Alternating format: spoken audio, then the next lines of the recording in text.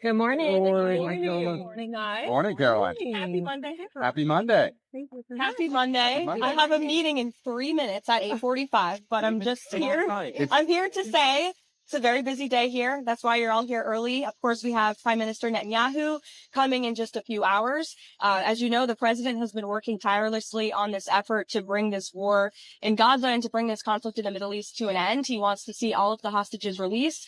And Ambassador Witkoff, Special Envoy Witkoff, sent a very detailed 21-point plan to both sides, and the president expects both sides to agree. So there will be a press conference later. You can ask your questions of both the president and the prime minister at that. And then later, of course, we have congressional leadership here. Our message and what we want out of this is very simple. The president wants to keep the government open. He wants to keep the government funded.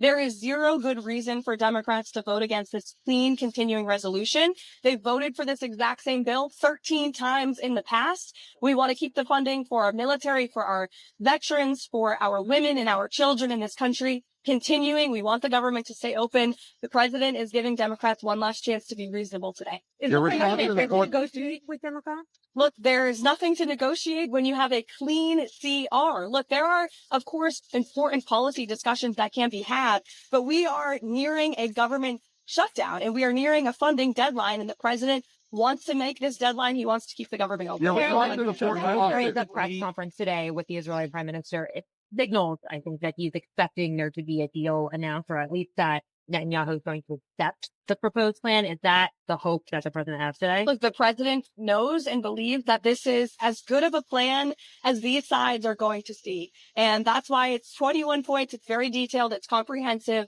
The president has been working tirelessly on this. He speaks to, Prime Minister Netanyahu all of the time. Of course, he's in constant correspondence, but he's also taken a lot of time to speak with our Arab partners and allies in the Middle East. He met with them at UNGA in New York City last week to hear them out. We've obviously had direct and indirect conversations with Hamas as well.